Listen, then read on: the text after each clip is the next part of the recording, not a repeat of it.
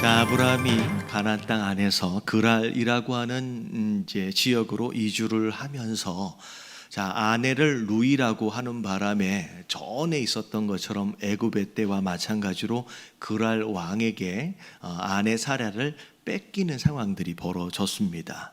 근데 정말로 다행히도 하나님의 은혜로 말미암아 하나님이 이 그랄 왕 아비멜렉의 꿈에 나타나셔서 돌려보내라, 사라를. 남편이 있는 자다. 너 안 돌려보내면 너 죽는다라고 하나님이 경고하셨지요. 자, 그런 가운데 그랄 왕이 저는 억울합니다.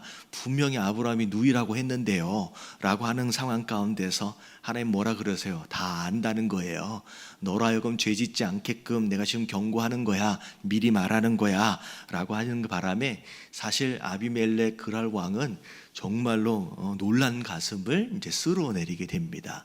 자, 그날 아침에 일어나 가지고 종들을 모아놓고 얘기를 하니까 다들 깜짝 놀라지요. 자, 그런 가운데 자, 오늘 말씀을 보니까 이 아비멜렉 그랄 왕이 아브라함을 불러요. 불러다 놓고선 하는 얘기가 뭐냐면 어찌하여, 9절부터 나오는 내용이에요. 어찌하여 우리에게 이렇게 하였느냐? 내가 무슨 죄를 내게 범하였기에? 내가 너한테 잘못한 게 뭐냐? 왜 우리한테 이렇게 했느냐? 네가 무슨 뜻으로 이렇게 했느냐라고 이제 따집니다. 이게 사실은 이제 화를 내야 할 상황이에요. 왜냐면 아브라함이 거짓말을 해서 자기가 이렇게 이제 수모를 당하게 됐잖아요. 근데 이제 화를 내지는 못해요. 왜냐하면 아브라함 뒤에 누가 버티고 계세요? 하나님이 딱 버티고 계시니까 아브라함에게 함부로 화를 내지는 못하고 어떻게 보면 서운한 마음을 조심스럽게 이렇게 표현을 합니다. 자, 그랬더니 11절서부터 아브라함의 이제 변명이 시작이 되죠. 자, 11절을 보니까 뭐라 그래요? 사실 이곳에는 하나님을 두려워하는 사람이 없으니까, 하나님 모르는 사람 민족들이잖아요. 그러니까 혹시나 내가 내 아내 때문에 죽을지도 몰라서 그래서 그렇게 얘기를 할 수밖에 없었습니다. 그리고 솔직히 내 아내가 이복 누이가 내 아내가 됐기 때문에 누이라고 한 것 자체가 어떻게 보면 굳이 거짓말이 아닐 수도 있다라고 공색한 이제 변명을 이제 늘어놓게 되지요. 자, 그러면서 이제 13절에 아브라함의 변명 중에 하나가 이제 어떻게 되어지느냐? 13절의 말씀을 보면 자, 하나님이 나를 내 아버지의 집을 떠나 두루 다니게 하실 때에 내가 아내에게 말하기를 이후로 우리의 가는 곳마다 그대는 나를 그대의 오라비라 하라. 이것이 그대가 내게 베풀 은혜라 하였노라 라고 이야기를 합니다. 여러분, 이 13절의 말씀을 통하여서 우리가 하나님께서 우리에게 주시는 중요한 메시지가 있어요. 자, 1번 같이 한번 읽어볼게요. 다 같이 시작. 믿는다고 하면서도 아직도 맡기지 못한 것들이 많이 있다. 자, 13절의 내용을 잘 들여다보면 단순히 아브라함이 아내를 루이라고 이야기한 것이 그 몇 년 전, 한 24년 전 정도 되잖아요. 애굽 내려갈 때 그때만 했었고, 그리고 지금 했었고, 두 번 이야기한 게 아니에요. 아브라함이 언제부터 한 거예요? 여기 보니까 내 아버지의 집을 떠날 때부터 가는 곳마다 아브라함은 항상 사라를 누이라고 이야기를 했다는 거예요. 애굽에서나 그랄에서만 아니라. 어떻게 보면 이거 굉장히 중요한 의미를 갖습니다. 어떻게 보면 하나님을 만나고 처음 신앙생활을 시작했었던 어떻게 보면 아브람이었을 때도 요렇게 이야기를 했었고요. 어떻게 보면 거짓말이죠. 그리고 아브라함이 됐을 때도 요렇게 이야기를 하고 다닌 거예요. 어떻게 보면 어려운 상황 있을 때도 그랬지만 어려운 상황이 굳이 아니다라고 했을 때도 평상시에도 아내를 루이라고 하고 다녔다라는 거예요. 여러분, 그렇게 오랫동안 신앙생활을 했고 하나님과 동행했음에도 불구하고 아브라함 같은 경우에는 딱 이 문제만큼은 하나님 앞에서 내려놓지를 못하고 있었다라는 거죠. 자, 이게 딱 누구 이야기인 것 같아요? 여러분, 이게 딱 우리 이야기입니다. 벌써 5년째, 10년째, 20년째 굉장히 오랫동안 신앙생활을 하고 있음에도 불구하고 그래서 또 많은 것들을 또 하나님 앞에 내려놓고 그렇게 믿음 가운데 맡기고 있는 것 같지만 이상하게 어느 한 부분에 있어서만큼은 꽉 붙잡고 내려놓지 못하는 그 무엇인가가 우리 안에 있을 수 있다는 거예요. 그럼 그게 누군가에게 있어서는 물질의 문제가 될 수도 있고요. 또 자녀의 문제가 될 수도 있고요. 어떤 경우는 직장이나 일에 대한 문제, 심지어 어떤 경우에는 자존심의 문제일 수도 있어요. 다 내려놓은 것 같은데 하나님 이것만큼은 안 됩니다. 하나님 이것만큼은 좀 내버려 두면 안 될까요? 라고 내려놔지지 않는 그 무엇인가가 있을 수 있다는 거예요. 여러분 있어요 없어요? 있어요. 어떤 분들은 물질, 재물, 돈 하면 딱 거기서 바들바들 떠는 사람이 있어요. 다른 것에 대해서는 다 너그럽고 다 괜찮은데 그것만 연관이 되어지면 바들바들 떨어요. 심지어 돈도 하나님 이제 물질도 저는 내려놨습니다 라고 하고 있음에도 불구하고 딱 어디에서만 걸리냐면 자녀에게만 있어서는 딱 자녀의 문제에 있어서는 거기에서만 딱 걸리는 사람들이 있어요. 거기에.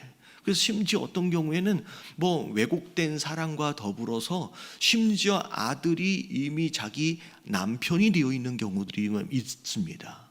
무슨 의미인지 아세요? 아들인데 너무 지나치게 왜곡된 사랑을 하다 보니 아들이 마치 자기 남편인 것처럼 끌어안고 사는 그런 어머니들이 있어요.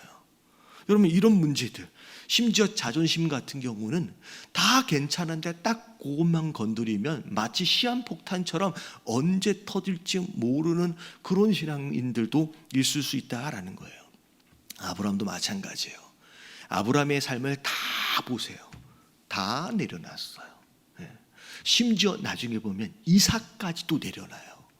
근데 유독 한 가지 내려놓지 못하는 아내의 문제, 그 문제만큼은 끝까지 내려놓지 못하는 것으로 말미암아 애굽의 때도 마찬가지고 그랄 때도 마찬가지고 그것으로 인하여 한바탕씩 곤욕을 겪게 됩니다.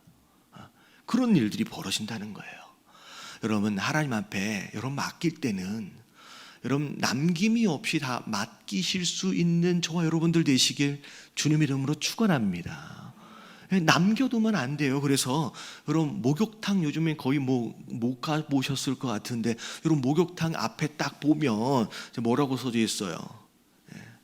맡기지 않은 귀중품은 책임지지 않습니다. 여러분 신앙생활도 마찬가지예요. 여러분 하나님도 마찬가지예요. 야 네가 맡겨야 내가 책임을 지지. 물질에 대한 문제도 마찬가지고 자녀에 대한 문제도 마찬가지고 네 인격에 대한 문제도 마찬가지고 야, 네가 나한테 맡겨야 내가 만지지. 여러분 하나님은 인격적인 분이세요. 맡기지 않는 자의 것을 하나님이 의도적으로 뺏어서 강제로 뺏어서 야 내가 알아서 해줄게 라고 하시는 분이 아니에요. 예초 사람을 만드실 때 자유의지를 주시고 네가 맡길 때까지 하나님이 기다리시는 그런 모습으로 우리 인간을 만드셨거든요. 여러분 하나님의 주권을 가지고 의도적으로 막 강제로 끌어다가 여러분 그거는 사랑이 아니죠. 근데 하나님은 우리 인생을 만드실 때 사랑하시기 위해서 만드셨기 때문에 우리가 맡길 때까지 우리가 따라갈 때까지 하나님께서는 기다리고 계시는 거예요. 여러분 맡긴 것만큼 하나님이 책임져 주십니다. 그래서 베드로전서 5장 7절 말씀 같이 한번 읽어볼게요. 다 같이 시작. 너희 염려를 다 주께 맡기라. 이는 그가 너희를 돌보심이라. 자, 여러분 하나님의 돌보심을 누리길 원하신다라고 한다면 자 지금 네가 끌어안고서 염려하고 있는 그 문제에 대하여 자 누구에게 맡기래요? 여러분 하나님께 맡기라라고 하는 말씀하시는 거예요. 여러분 맡기시는 순간 하나님께서 돌보아 주실 줄로 믿습니다. 오랫동안 기도했었음에도 불구하고 아직 응답이 없다. 여러분 기도는 언제까지 하면 돼요? 여러분 응답하실 때까지 쉬지 말고 여러분 포기하지 않는 거예요. 그래서 여러분 누구의 문제가 됐든, 그게 물질이든 그게 남편이든 그게 가정이든 무엇이든 이런 맡기십시오. 그럼 맡기시는 순간서부터 하나님께서 그 맡긴 것에 대하여 개입하시기 시작하시고 일하시기 시작하시는 거예요. 근데 여러분 하나님 앞에 맡긴다라고 하는 것이 왜 중요하냐? 자, 시편 55편 22절 말씀을 좀 읽어볼게요. 다 같이 시작. 내 짐을 여호와께 맡기라. 그가 너를 붙드시고 의인의 요동함을 영원히 허락하지 아니하시리로다. 자, 내 짐을 다 짐지고 가잖아요. 근데 그 짐을 자 여호와께 맡기래요. 그럼 맡기는 순간서부터 자 하나님께서 맡긴 자의 삶을 뭐 하신대요? 붙들어 주신대요. 붙들어 주신대요. 그리고 나서 의인의 요동함을 영원히 허락하지 아니하시리로다 라고 나와 있는데, 자 여기에서 말하고 있는 의인은 착한 사람이 아닙니다. 여기서 말하는 의인은 여러분 하나님께 속한 사람이에요. 근데 자 의인이 흔들리는 것을 하나님이 허락하시지 않는데요. 의인이 자꾸 요동치고 흔들리는 것에 대하여 하나님이 기뻐하시지 않아요. 원하시지 않는 부분이에요. 그래서 맡기면 붙들어 주신대요. 안 흔들리게끔.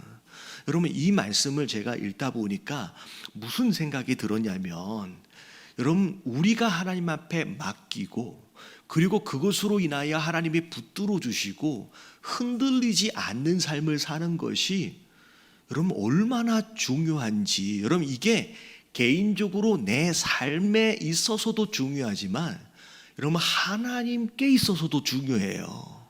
자, 이게 왜 중요하냐? 전에 아주 오래전에 그런 말씀 드린 적이 있는데, 지금 뭐 큰 애가 지금 내년에 이제 대학교 내년에 대학교 들어가요. 근데 이제 에밀리가 한 5살 때쯤 뭐 그때쯤이었을 것 같아요. 근데 그때 기억으로 어떤 일이 있었냐면 미국에 있었을 때입니다. 쇼핑몰에 가면 놀이터가 있잖아요. 놀이터에서 막 애들끼리 막 놀고 있는데 애들이 가운데서 놀고 있으면 엄마 아빠들이 바깥 쪽으로 해가지고 의자에 다 앉아서 애들을 지켜보고 있어요. 근데 자 어떤 꼬마애가 한 비슷한 나이 또래인 것 같아요. 높은 데에 딱 올라가가지고 아빠 하면서, 그러니까 영어겠죠. 대리 하고서 그 위에서 탁 뛰어내리니까 아빠가 옆에 있다가 탁 받아주는 거예요. 그러니까 얘가 까르르 웃으면서 너무 재밌는지 다시 내려와서 다시 올라가서 대리 하면서 막 점프를 하니까 또 받아줘요. 그러니까 에밀리가 그걸 딱 보더니면 너무 재밌어 보이는 거예요. 그래서 나도 해봐야 되겠다라고 해가지고 에밀리도 이제 딱 올라갔어요. 근데 에밀리 데디는 저 사람이 아니라 저잖아요. 그러니까 저를 향해서 대리 하니까 저도 이제 그래 내가 또 받아줘야지 해서 딱 가가지고 딱 이렇게 손을 하는데, 막상 볼 때는 그렇게 높아 보이진 않았는데 지가 딱 올라가 보니까 이게 높은 거예요. 그러니까 재밌어서 한번 뛰어보고는 싶은 마음이 있는데 이거 무서워서 못 뛰겠는 거예요.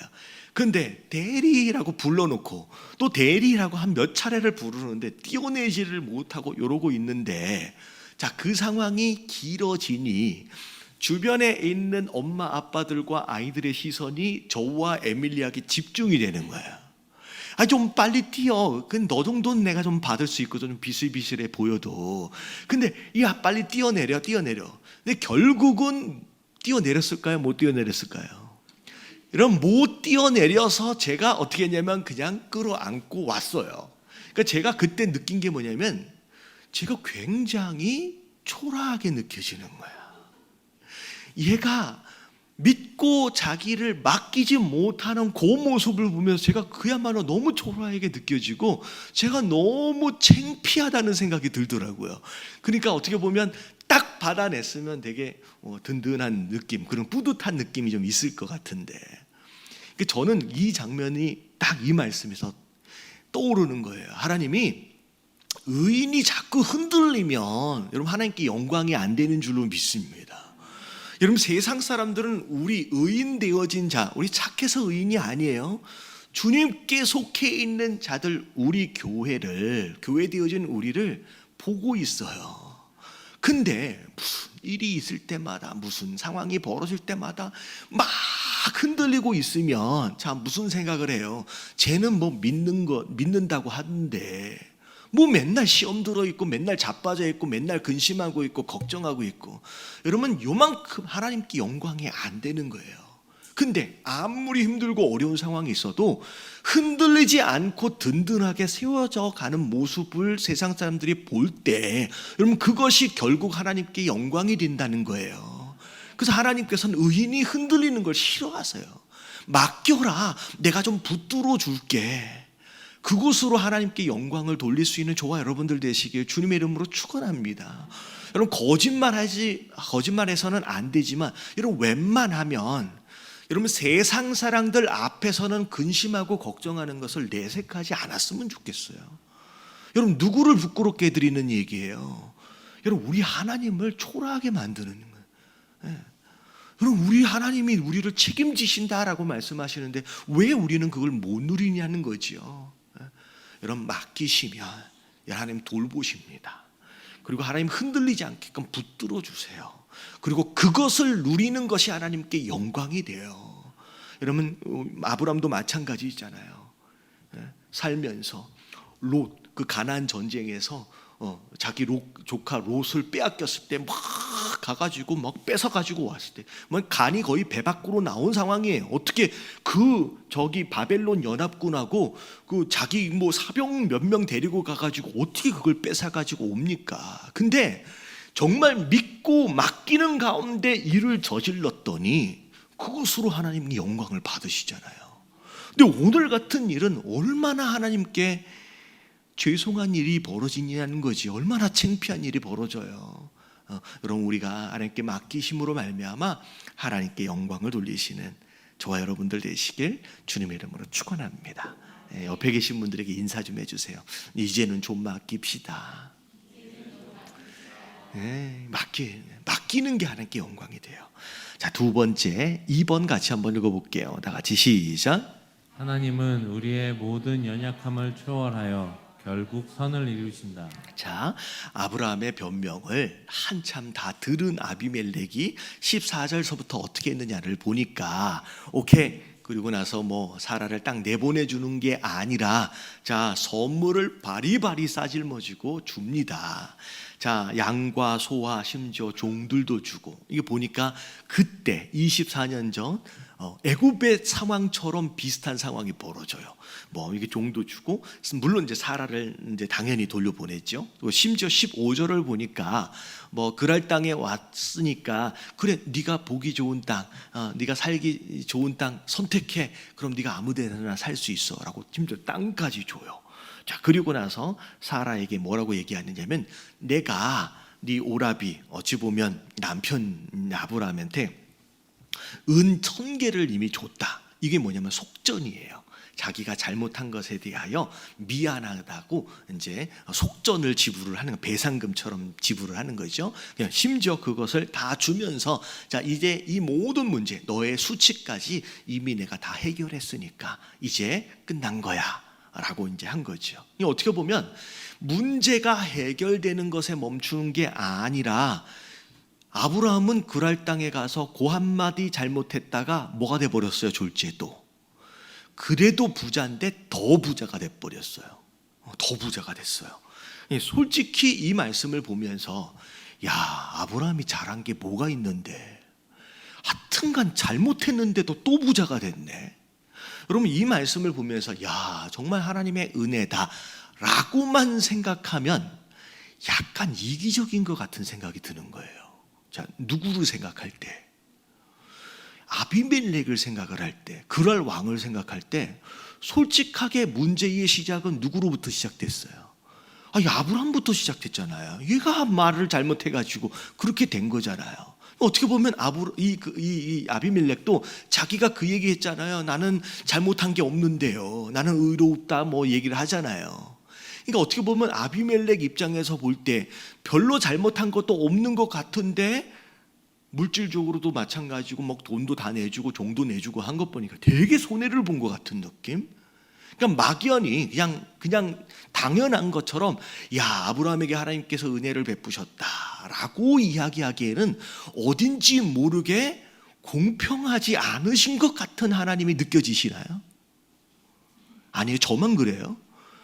너무 한쪽으로 너무 치우쳐서 생각하면 안 돼요. 여러분, 객관적으로 놓고 볼 때 여러분, 이건 부당함이에요. 여러분, 이거는 너무 편해요. 물론 하나님의 사람, 물론 신앙 안에서 이렇게 해석할 수 있겠지만, 근데 저는 이 말씀을 묵상하면서 심지어 18절에 보니까 아브라함의 요 일 때문에, 사라 이 일 때문에 아비멜렉 집안에 뭐가 닫혔어요? 태문이 닫혔어요. 아이를 못 낳는 상황까지 벌어져요. 이건 너무 억울하잖아요. 이건 불공평해요. 공정하지 않아요. 근데 이 말씀을 제가 읽으면서 야, 이게 불공평한 것 같은데 이렇게 끝나고 정리되어져도 되는 것일까? 라고 생각을 했는데, 하나님 주시는 감동이 뭐냐면, 자, 정리를 할게요. 아브라함이 얻은 게 뭐예요? 자, 이 사건으로 인하여 아브라함이 얻은 게 뭐예요? 물질을 얻었어요. 아브라함이 얻은 건 물질입니다. 근데 과연 이 사건으로 인하여 아비멜렉이 얻은 게 뭘까요? 여러분, 이 사건으로 인하여 아비멜렉은 하나님을 만났어요. 저는 과연 아비멜렉이 다 손해를 본 것일까? 다 피해만 입은 것일까? 여러분, 이 그랄 땅은 하나님을 두려워하지 않는 땅입니다. 하나님을 모르는 땅이에요. 근데 이 사건으로 인하여 하나님께서 그랄 왕을 찾아가셨잖아요. 그랄 왕은 하나님을 대면한 사람이에요. 꿈에서. 이것으로 인하여 진짜 하나님이 누군지를 경험하게 됩니다. 어찌 보면 표면적으로 세상적인 기준으로 볼 때는 손해만 본 것 같고 피해만 본 것 같지만, 여러분, 이 사건, 심지어 아브라함의 연약함을 통해서도 그랄 왕은 하나님을 만나는 은혜를 입은 거예요. 별로 동의를 잘 안 해주시는 것 같은데, 여러분, 이것만큼 큰 축복이 없는 줄로 믿습니다. 여러분, 아무리 많은 물질을 누려도요, 아무리 많은 종들이 있고 아무리 많은 양들이 있어도요, 여러분, 하나님 못 만나면 망한 인생이에요. 여러분, 그 왕이잖아요. 그 몇 마리 주고 그 돈 조금 주고 종 몇 명 주고, 여러분, 하나님을 만났다라고 한다면 이거는요, 여러분, 비교가 되지 않는 장사예요. 여러분, 아브라함만 편애하신 게 아니라, 여러분, 이 아브라함의 이 상황, 이 연약함을 통해서도 여러분, 하나님을 만날 수 있는 기회를 아비멜렉에게 주신 줄로 믿습니다. 보세요, 성경 이 많은 인물, 성경 안에 이름들만 계산했을 때 수천 명의 이름들이 나옵니다. 근데 이 많은 인물들 가운데 꿈에서라도 하나님을 대면한 사람이 몇 명이에요? 여러분, 이 수천 명의 이름들 가운데, 인물들 가운데 하나님을 꿈에서라도 대면한 사람은요, 불과 몇 명 되지 않습니다. 근데 전혀 하나님을 알지 못하던 이 아비멜렉이 그 몇 명 되지 않는 은혜를 입은 자 안으로 들어가는 거예요. 여러분, 이게 얼마나 큰 하나님의 은혜인지. 여러분, 그래서 이 말씀을 볼 때, 하나님은요, 우리의 장점도 중요하고 우리 능력도 중요하지만 우리의 연약함을 통해서도 누군가에게 유익을 주시고 그것으로 인하여 소원을 이루시는 분이구나라고 하는 것을 우리가 인정할 수밖에 없는 거예요. 그래서 로마서 8장 28절 말씀을 보면 같이 읽어볼게요. 다 같이 시작. 우리가 알거니와 하나님을 사랑하는 자 곧 그의 뜻대로 부르심을 입은 자들에게는 모든 것이 합력하여 선을 이루느니라. 이 모든 것 안에는 우리 연약함도 들어있어요. 우리가 잘한 것만 들어있는 게 아니에요. 모든 것이 서로 힘을 합치는 것으로 인하여 뭐가 이루어져요? 선이. 여러분, 이게 선은 하나님의 뜻이에요. 그분의 뜻을 이루어 가는 거예요. 그분의 뜻, 영혼 구원을 이루어 가시는 거예요. 근데 중요한 건 뭐냐면 모든 것이 합력하여 선을 이루기 위하여 필요한 전제 조건 두 가지. 사실 이게 하나예요. 자, 이것에 우리의 어떤 인격이 들어있지도 않고요. 우리의 어떤 능력과 실력에 대한 이야기는 하나도 없어요. 뭐에 대한 내용만 있어요? 우리가 알거니와 자 하나님을 뭐하는 거? 사랑하는 자. 그것이 뭐래요? 그의 뜻대로 부르심을 입은 자들. 여러분 그의 뜻대로 부르심을 입은 자들이라고 하는 것은 하나님의 주권이잖아요. 여러분 이 부분은 우리가 어떻게 할 수가 없어요. 근데 우리가 어떻게 해서든 할 수 있는 딱 한 가지가 있다라고 한다면 하나님을 뭐 하는 거? 사랑하는 거. 요거 하나가 조건인 거예요. 그냥 요거 하나만 조건이 채워지면 그게 연약함이든 실수가 됐든 뭐가 됐든 그것들이 합해서 결국 하나님의 뜻을 이루어 가신다는 거예요. 여러분 실력을 갖추려고 애를 쓰는 것, 노력하는 것도 중요해요. 여러분 어떻게 보면 실수하지 않는 것도 중요합니다. 근데 더 중요한 게 뭐냐면 우리가 하나님을 뭐 하는 거예요? 사랑하는 거예요. 그것이 그냥 조건인 거예요. 여러분 예수 그리스도를 닮아가는 거, 여러분 이게 어떻게 된다 그랬어요?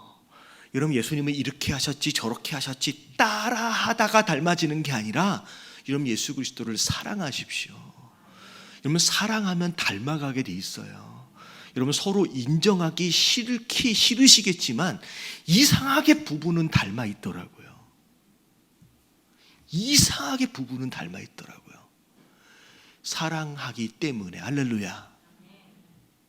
이게 왜 남매를 이렇게 잘 안 하시는데 사랑하기 때문에 닮은 줄로 믿습니다. 여러분 죄송하지만 미워해도 닮아요. 왼수라고 해도 닮아요. 여러분 사랑의 반대말은 무관심이라 그러잖아요.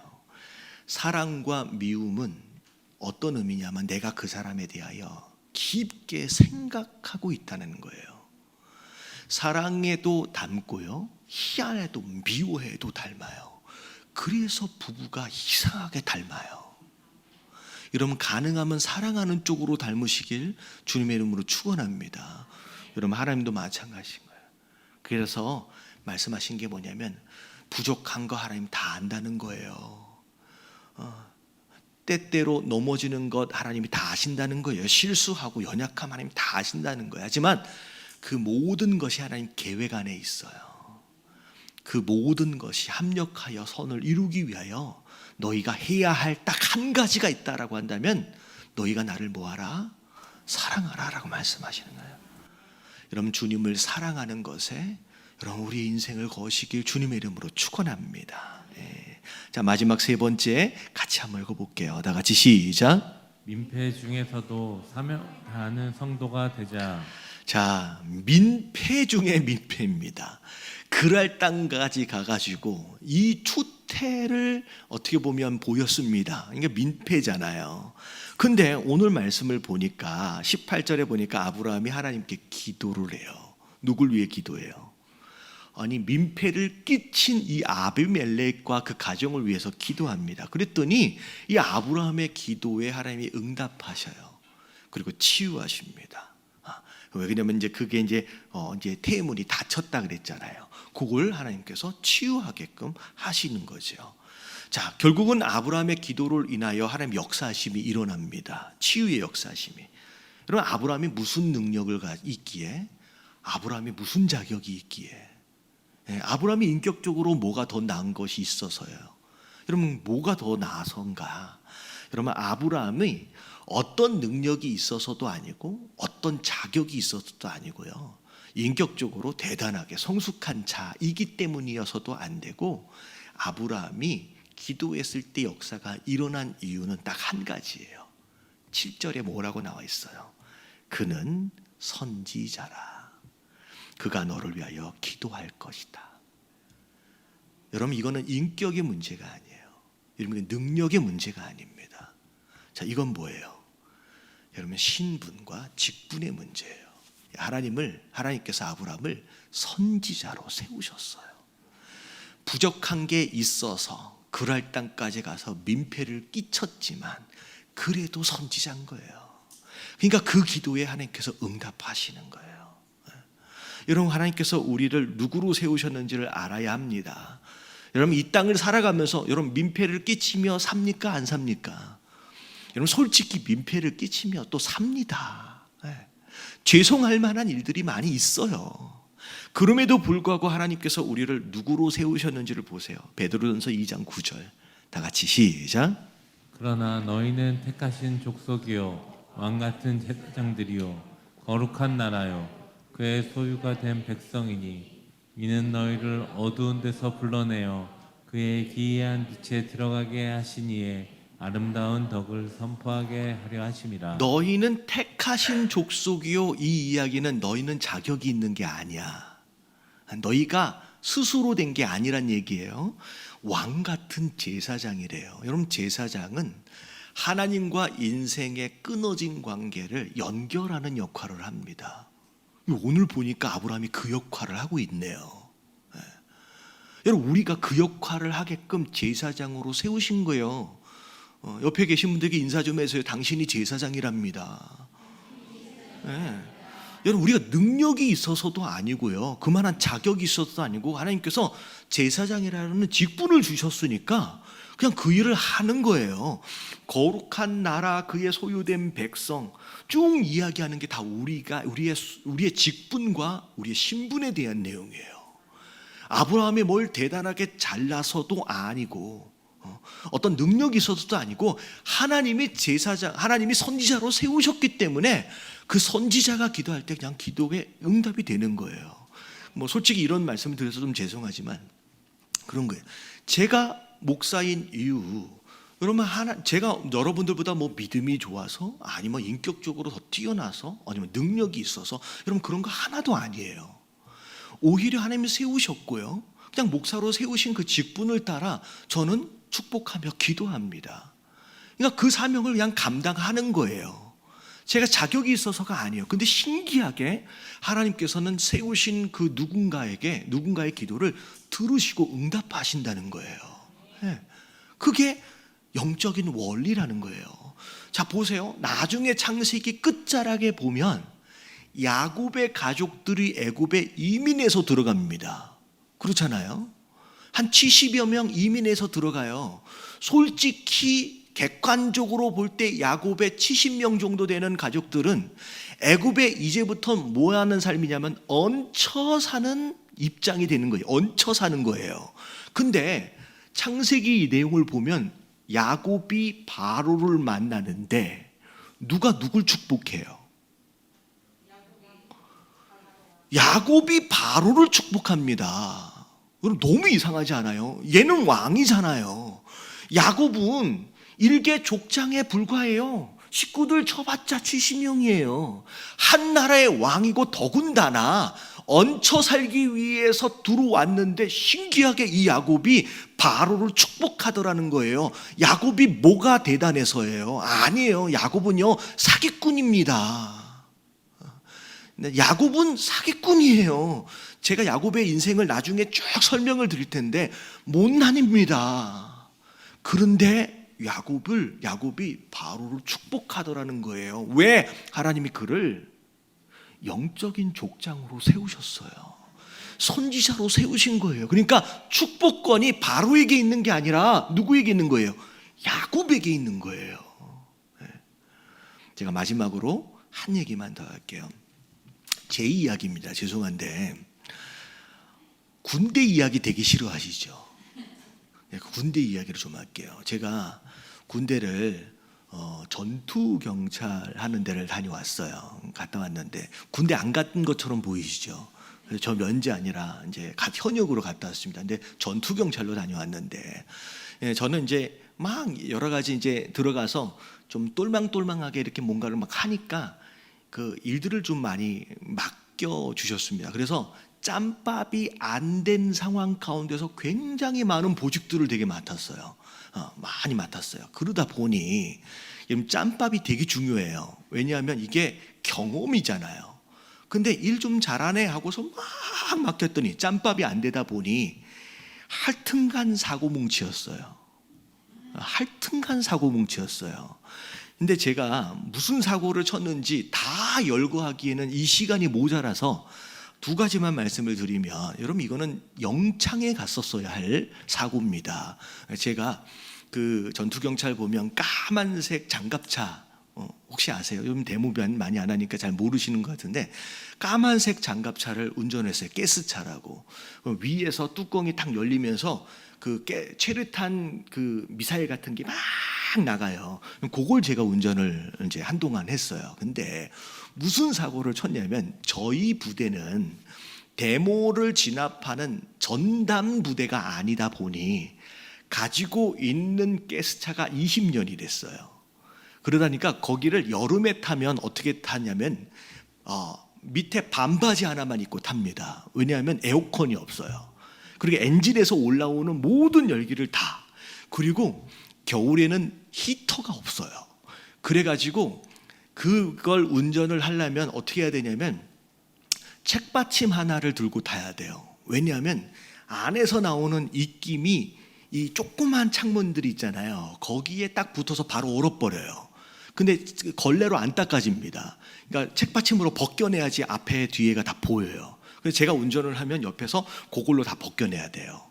근데 이 차로 너무 오래되다 보니까 이 부대는 한 번도 최루탄 그 위에서 발사하는 걸 쏴본 적이 없는 부대인 거야.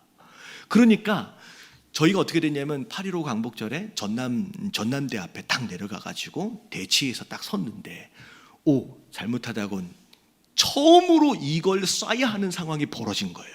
근데 교육을 받긴 받았는데 이걸 어떻게 써본 적을 한 번도 경험 있는 사람이 없다 보니 준비를 해야 되는데, 자 그러다가 위에 열어가지고 올라가서 보니까 안에 뭘 하나를 뽑아야 되는 게 있더라고요.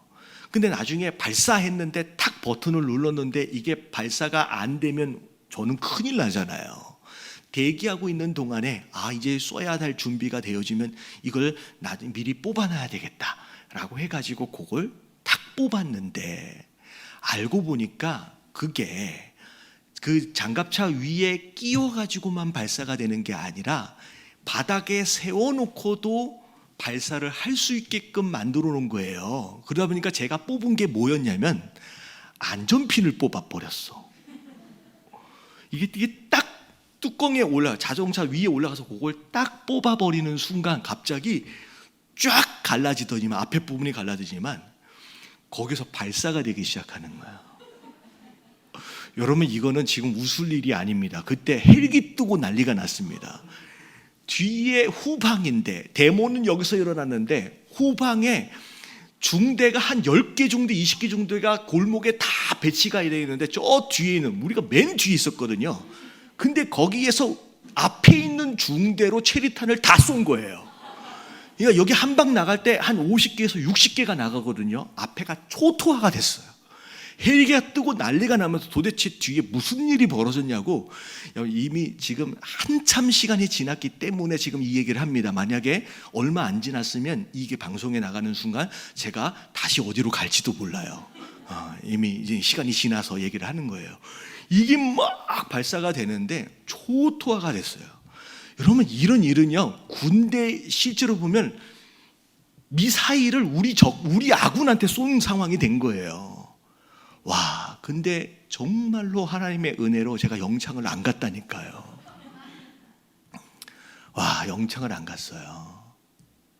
그리고 한 가지만 더 말씀드리면 이 가스차에 이제 연관된 얘기인데, 겨울에 갑자기 출동 명령이 떨어져서 새벽에 이제 그때는 제가 좀 고참이 된 상태예요. 새벽에 출동을 했는데 앞에 뒤에가 안 보이잖아요, 잘. 근데 갑자기 어느 시골 길에 딱 쓰더니만 대기하라고 이제 쓴 거예요. 대기하라고 쓴 거예요. 그리고 난 뒤에 그때가 한 새벽 3시 4시였어요.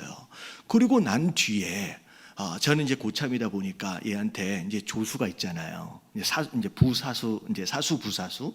얘한테 자, 너 무전 잘 듣고 있어. 잘 듣고 있어. 그러고 난 뒤에 저는 잤어요. 솔직히 잠은 안 되는 건데 얘만 믿고 잤어요. 근데 안타까운 상황에 벌어진 게 뭐냐면 얘도 잤어요. 그래서 딱 일어나는 순간 너무 개운하게 일어나는 거죠. 그러면 개운하게 일어나면 문제가 있는 거죠. 아침에도 새벽 예배 때 개운하게 일어나면 새벽 예배를 미싱한 거죠. 그래서 개운하게 일어났는데 어딘지 모르게 이게 불길한 예감이 쓱 엄습해 옵니다. 그 나중에 딱 보니까 그 시골 길에 우리 차만 서 있는 거야. 아무리 이게 장갑 차다 보니까 바깥에서 무전을 했는데 아무도 못 듣대. 바깥에서 두드리는데도 우린 계속 잔 거야. 그래서 무전기로 무전기 통화를 하니까 이미 무전기 바깥으로 넘어가 버렸어. 우리 부대가 우리만 버리고 간 거야.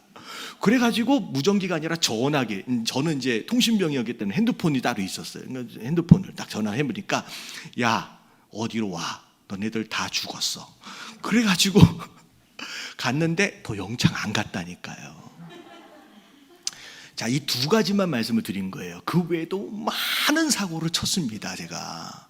자, 근데 제가 이 말씀을 드리는 이유가 뭐냐면 그런 사고뭉치 진짜 민폐였어요. 이렇게 얘기하고 끝나면 제가 진짜 사고뭉치처럼 느껴지는데 어쨌든 근데 중요한 건 뭐냐면 제가 저녁을 할 때 중대장님이 저녁 마지막 식사를 나누면서 중대장님이 저한테 너 전도사라며 라고 얘기를 하면서 사실 그때는 신학교를 다니지는 않았습니다. 신학교를 1년 다니다 들어왔네요. 너 전도사라며. 야, 내가 사실 권사거든. 그러니까 침례교 쪽에 보면 이제 장로가 권사예요. 내가 권사거든. 근데 내가 신앙생활을 너무 이상하게 하는 것 같다고. 야, 전역하기 전에 날 위해서 축복 기도 한번 해주고 가라 라고 하면서 축복 기도를 제가 해드리고 나왔어요. 그러니까 뭐냐면 이 얘기는 이제 사고만 친 건 아닌다는 얘기예요. 저는 제 군대 생활을 보면서 사고도 많이 치고 민폐도 많이 끼친 것 같음에도 불구하고 결국 우리는 이런 왕 같은 제사장인 거예요. 여러분 좀 민폐를 끼칠 수 있어요. 근데 그럼에도 불구하고 여러분 우리는 하나님이 축복권을 주셨어요. 여러분 어디를 가든지 축복하는 사람으로 사시게 되길 주님의 이름으로 축원합니다. 그게 여러분 내가 직장에 여러분 사원으로 있어도요. 여러분 회장을 축복할 수 있어요. 여러분 그게 우리에게 주신 굉장히 중요한 영적 특권이에요. 우리가 뭘 잘한 것도 아니고 잘나서도 아니고 아브라함을 제 선지자로 세우셨기 때문에 아브라함이 그랄 왕을 축복했던 것처럼 여러분 어디를 가든 여러분 축복을 하며 살아가시는 저와 여러분들 되시길 주님의 이름으로 축원합니다.